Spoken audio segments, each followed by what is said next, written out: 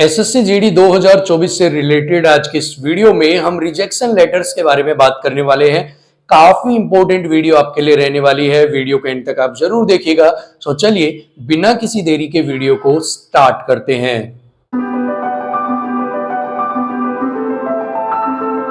SSC की तरफ से कैंडिडेट्स को रिजेक्शन लेटर देने का सिलसिला थम ही नहीं रहा है। लगातार कैंडिडेट्स को रिजेक्शन लेटर्स मिल रहे हैं। हालांकि सबसे पहले इसके बारे में अपडेट मैंने आपको 2 दिन पहले वीडियो बनाकर दे दी थी कि शनिवार को बहुत सारे कैंडिडेट्स के रिजेक्शन लेटर्स तैयार किए गए हैं और आज आपको जो रिजेक्शन लेटर्स है वो मिलने स्टार्ट भी हो गए हैं। सो ऐसे में जो भी अपडेट आपको मैं दूंगा वो सबसे पहले तो दूंगा ही, लेकिन कोशिश करूंगा कि 100% रियल एंड ऑथेंटिक अपडेट आपको दी जाए। सो एसएससी की तरफ से जो भी रिजेक्शन लेटर्स आपको भेजे जा रहे हैं वो अलग अलग स्टेजेस के अंदर भेजे जा रहे हैं। अब अलग अलग स्टेजेस के अंदर कैसे आपको रिजेक्शन लेटर भेजे जा रहे हैं एक बार वो चीज आपको मैं समझा देता हूं। तो देखिए, स्टेज 1 के अंदर एसएससी ने फिल्टर किया उन कैंडिडेट्स को जिनके डोमिसाइल, ठीक है, डोमिसाइल सर्टिफिकेट, पीआरसी सर्टिफिकेट या फिर मूल निवास प्रमाण पत्र के अंदर दिक्कत थी। और जिन भी कैंडिडेट को एसएससी ने स्टेज 1 के अंदर फिल्टर किया क्योंकि उनके इन डॉक्यूमेंट्स के अंदर दिक्कत थी, उनको जो रिजेक्शन लेटर्स है वो यहां पर भेजे गए। अब फर्स्ट स्टेज के रिजेक्शन लेटर भेजने के बाद एसएससी ने थोड़ा सा गैप लिया। अब यहां पर कैंडिडेट्स को लगा यार फर्स्ट स्टेज के जो रिजेक्शन लेटर्स वो आ चुके हैं, क्योंकि एसएससी सिर्फ उन्हीं लोगों को रिजेक्शन लेटर्स भेज रही है जो डोमिसाइल, पीआरसी या मूल निवास पत्र में जिनके दिक्कत है, बाकी जो है वो बच्चे यहां पर सेफ है। लेकिन अभी एसएससी ने स्टेज 2 के रिजेक्शन लेटर भेजने स्टार्ट कर दिए। अब स्टेज 2 के अंदर एसएससी क्या कर रही है वो भी एक बार आपको मैं बता देता हूं। तो देखिए, स्टेज 2 के अंदर एसएससी ने फिल्टर किया किनको, जिनके डॉक्यूमेंट्स क्रूशियल डेट के बाद के थे, ठीक है, उनको अब सेकंड स्टेज के अंदर रिजेक्शन लेटर भेजे जा रहे हैं। और फर्स्ट जो कैटेगरी सिलेक्ट की गई है रिजेक्शन लेटर भेजने के लिए वो यहां पर सिलेक्ट की गई है ओबीसी, यानी कि ओबीसी कैंडिडेट्स को सबसे पहले रिजेक्शन लेटर एसएससी की तरफ से क्रूशियल डेट के बेस पर भेजे गए हैं। अभी क्रूशियल डेट क्या है और एसएससी जीडी 2024 की क्रूशियल डेट क्या है वो भी एक बार आपको मैं बता देता हूं, ठीक है।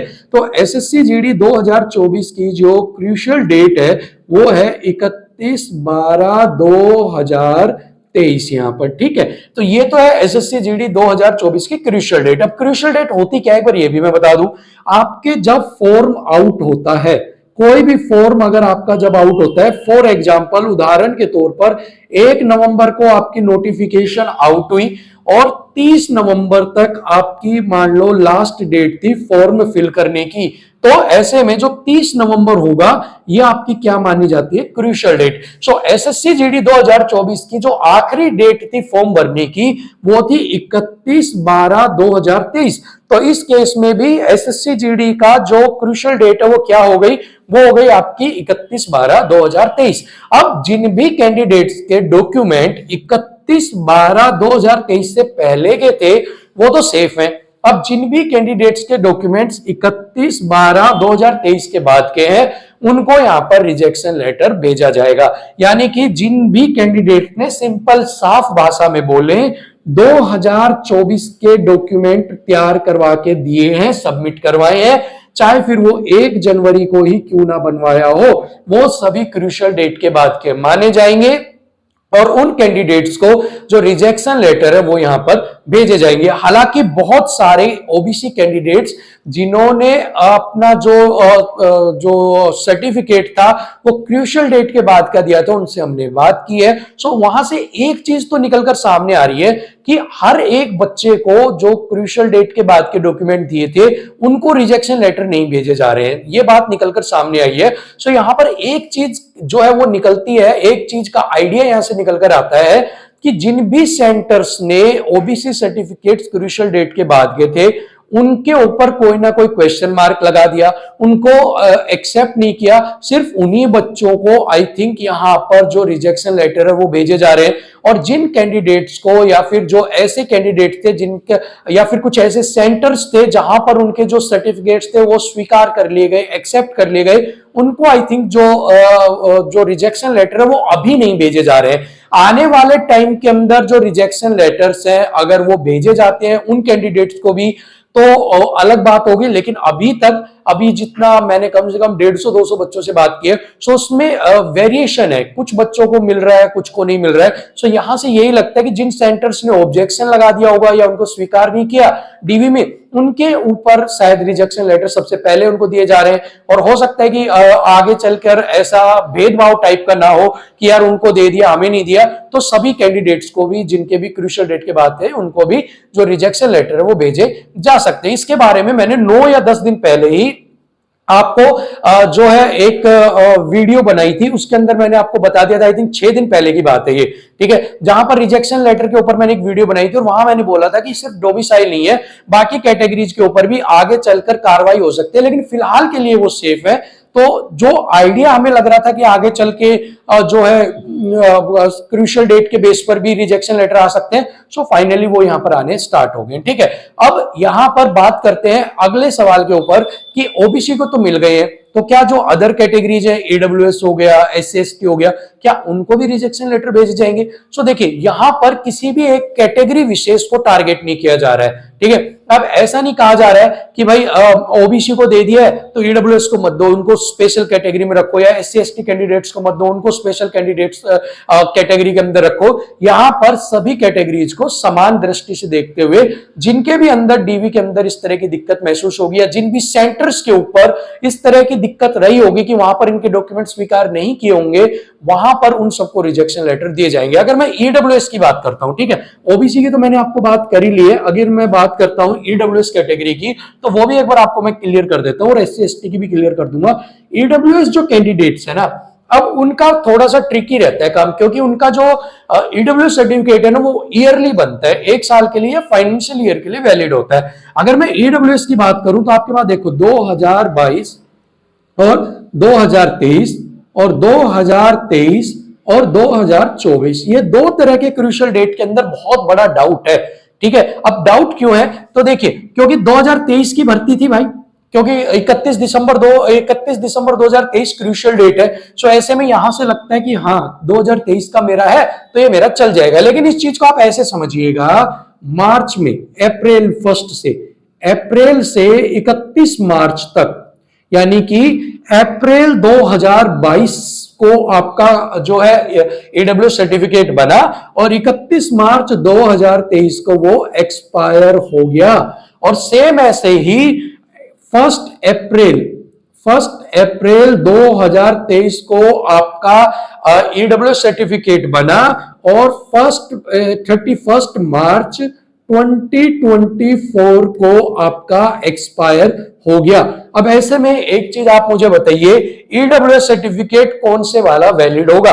देखिए ये वाला जो है ना ये एक्सपायर हो चुका है, ठीक है, ये वाला आपका वैलिड है यहां पर आपका, क्योंकि 2023 से 24 में, और भर्ती जो है वो इसी टाइम पीरियड के बीच में 31/12/23 इसी टाइम पीरियड के बीच में आ रही है, ठीक है। सो ये वाला तो 100% वैलिड है, 100% वैलिड है आपका। जिन भी कैंडिडेट ने 2023 और 24 का ईडब्ल्यूएस दिया है, भाई आई अगेन मेंशन, जिन भी कैंडिडेट ने 2023 या फिर 2024 का ईडब्ल्यूएस सर्टिफिकेट आपने दिया है, वो कैंडिडेट्स क्या है, 100% सेफ है, 100% सेफ है, उनको रिजेक्शन लेटर्स है वो नहीं दिए जाएंगे, बरसते आपका जो ईडब्ल्यूएस सर्टिफिकेट है वो सेंटर का बना हो, स्टेट वाला बना हुआ नहीं होना चाहिए। सेंटर का अगर बना हुआ है तो आप 100% सेफ है, ठीक है। अगर सेंटर का बना हुआ है, स्टेट का बना हुआ है, तो कुछ चांसेस है, 5 to 10% आपके चांसेस है कि आपको रिजेक्शन लेटर मिल सकता है, ठीक है, क्योंकि सेंटर की डिमांड की गई थी। अभी 2022-23 वाली क्या करेंगे, क्योंकि बहुत सारे बच्चों ने 2022-23 का भी दिया है। तो देखिए 2022-23 का जिन भी कैंडिडेट्स ने दिया है वो कैंडिडेट्स भी ऑलमोस्ट यहां पर अभी तक तो सेफ है, क्योंकि बहुत सारे सेंटर्स के ऊपर 2022-23 को भी एक्सेप्ट किया गया था, जो है एक्सेप्ट किया गया था, उनको यहां पर एक्सेप्ट किया गया 2022-23 को कि भाई हम इन चीजों को स्वीकार करते हैं कि आप फॉर्म निकलने से पहले ईडब्ल्यूएस कैटेगरी के अंदर थे और अभी आप जो है फॉर्म निकल गया तो भी आप ईडब्ल्यूएस कैटेगरी के अंदर ही रहोगे। तो बहुत सारे बच्चों से 22-23 का लिया है, बहुत सारे बच्चे ऐसे थे जिनसे 22-23 का लिया, लेकिन 22-23 का लेने के बाद उन बच्चों को दोबारा फोन किए गए, दोबारा कॉल किया गया और कहा गया आप हमें 23-24 का जो है वो यहां पर आप हमें सबमिट करवाइए। सो अगर ऑफिशियली हम देखते हैं तो 23-24 का 100% सेफ है। 22-23 का बहुत सारे सेंटर्स पे एक्सेप्ट किया गया है, लेकिन बहुत सारे कैंडिडेट्स को कॉल कर भी बोला गया कि हमें 23-24 का प्रोवाइड करवाइए। सो ऐसे में जिन भी कैंडिडेट्स के पास कॉल आया है, जिन भी कैंडिडेट्स को मैसेज किया था या जिन भी कैंडिडेट्स को बोला था कि आप हमें जो है 23-24 का आप हमें प्रोवाइड करवाइए, सो ऐसे में अगर कैंडिडेट्स ने प्रोवाइड करवाया होगा तो अच्छी बात है, लेकिन अगर बैक डेट में तो ये बनता नहीं है। सो जिनके पास नहीं होगा उनको भी यहां पर जो रिजेक्शन लेटर्स हैं वो ईडब्ल्यूएस की तरफ से दिए जाएंगे। ठीक है ना भाई, ये चीजों का आप ध्यान रखना है। यहां पर अगर बात करें एससी एसटी की, तो देखिए एससी एसटी कैंडिडेट्स जो है ना उनका लाइफ टाइम के लिए वैलिड होता है, क्योंकि उनका बार बार चेंज नहीं होता है। सो ऐसे में अभी तक रिजेक्शन लेटर्स पीछे किसी भर्ती में या और किसी में एससी एसटी कैंडिडेट्स को भेजा गया हो ऐसा सामने नहीं आया है। सो इस बार भी हमें यही लग रहा है कि एससी एसटी जो कैंडिडेट्स हैं, आई थिंक उनको जो रिजेक्शन लेटर्स है वो यहां पर नहीं भेजे जाएंगे। फर्स्ट जो है अपीयरेंस में यही जो है सामने आ रहा है कि भाई शायद वो सेफ है, उनको रिजेक्शन लेटर ना मिले। लेकिन एसएससी अगर कुछ अलग ही तिकड़मबाजी करती है, कुछ और अलग ही पैटर्न लेके चलती है इस बार, तो हो सकता है उनको दिए जाएं। लेकिन अभी तक के लिए एससी और एसटी कैंडिडेट्स हैं वो यहां पर सेफ है, उनका रिजेक्शन लेटर मिलने की जो चांस है वो बिल्कुल 0.000 बहुत कम है यहां पर। ठीक है, सो बाकी कैंडिडेट्स का मैंने आपको यहां पर बता दिया है। ईडब्ल्यूएस कौन सा वैलिड होगा ये बता दिया है। ओबीसी मैंने आपको बता दिया है 2024 वाले सारे इनवैलिड है यहां पर। ठीक है, लेकिन इसके साथ एक चीज और भी आपकी है कि जिन्होंने 2023 की भर्ती थी उससे पुराना अगर 2 साल या 1 साल पुराना ओबीसी सर्टिफिकेट अगर दिया है तो ओबीसी सर्टिफिकेट कई जगह पर 3 साल के लिए भी वैलिड होता है। सो ऐसे में अगर आपके वहां पर 3 साल के लिए वैलिड है और अगर आपने वो लगाया है तो भी आपको रिजेक्शन लेटर्स नहीं मिलेंगे। ठीक है, सो ये सारी चीजें अभी स्टेज 2 चल रही है। स्टेज 3 की जो रिजेक्शन लेटर्स है वो भी आई थिंक आपको मिलने वाले हैं। उसके बेस पर आपके अदर डॉक्यूमेंट्स में जो दिक्कत है, वहां पर जो नाम वगैरह की दिक्कत, आपके 10th वगैरह में मिसमैच वगैरह की जो दिक्कत है, उनके बेस पर आपको रिजेक्शन लेटर भेजे जा सकते हैं, ऐसी संभावना मुझे यहां पर लग रही है। ठीक है ना, और बाकी सारी चीजें अपडेट्स वगैरह जो है वो आपको मिली गई है। कोई डाउट है तो कमेंट बॉक्स में पूछ लेना। और अगर रिजल्ट के बारे में हम यहां पर बात कर ले कि क्या रिजेक्शन लेटर जो भेजे जा रहे हैं इनसे रिजल्ट के ऊपर इंपैक्ट पड़ेगा, सो देखिए रिजल्ट के ऊपर इसका इंपैक्ट जरूर पड़ेगा, क्योंकि अगर अभी तक रिजेक्शन लेटर्स भेजे जा रहे हैं तो इसका मतलब है कि जो स्क्रूटनी है वो अभी चल रही है और इस प्रोसेस के अंदर टाइम लगता है, तो रिजल्ट भी आपका एक आधे दिन और पीछे जो है वो सरक सकता है, यानी कि 5, 6 या फिर हो सकता है 7 तारीख तक भी आपका जो रिजल्ट है वो आउट किया जाए। और डेडलाइन दी हुई है 7 तारीख की। हो सकता है अगर प्रोसेस ज्यादा लंबा चल जाए तो एक आधे दिन ऊपर नीचे भी हो जाए, लेकिन डिपेंड करेगा कि एसएससी अब कितने लेवल पे या कितनी स्टेज के जो रिजेक्शन लेटर है उनको कैंडिडेट्स के पास यहां पर भेजती है। और ऑब्वियसली बात है कट ऑफ के ऊपर भी इसका इंपैक्ट पड़ेगा, क्योंकि जो कैंडिडेट्स बाहर हो रहे हैं ना उनको भी यहां पर रिजेक्शन, बाहर का मतलब है रिजेक्शन लेटर सभी मिल रहे हैं, तो यहां पर जो कट ऑफ है उसके ऊपर भी इसका असर पड़ेगा। और एक मोस्ट इंपॉर्टेंट चीज और आपको यहां पर मैं बता देता हूं, जिन भी कैंडिडेट्स को रिजेक्शन लेटर्स भेजे जा रहे हैं उन कैंडिडेट्स को बाहर नहीं किया जा रहा है। पहली चीज तो आप ये ध्यान रखिएगा, उन कैंडिडेट्स को अनरिजर्व कैटेगरी के अंदर डाला जा रहा है। ठीक है, सो ये चीज आप जरूर ध्यान रखना कि अभी आपको आउट नहीं किया जा रहा है, आपको सिर्फ आपकी कैटेगरी से बाहर करके अनरिजर्व कैटेगरी के अंदर डाल दिया गया, जिसके ऊपर एक पर्टिकुलर स्पेशल वीडियो में आपकी बना दूंगा। फिलहाल के लिए तो इतना ही। ठीक है, और कोई डाउट है तो कमेंट बॉक्स में पूछना। 1000 लाइक्स और रेड कलर का हार्ट जरूर कमेंट बॉक्स में जो है पोस्ट करना। और जितने भी लोग हमें चाहते हैं उन सबका दिल से शुक्रिया, और जो पसंद नहीं कर रहे हैं, कमेंट में कुछ भी बोल रहे हैं, तो उनके लिए सिर्फ 2 लाइनें मैं बोलकर वीडियो का एंड करूंगा।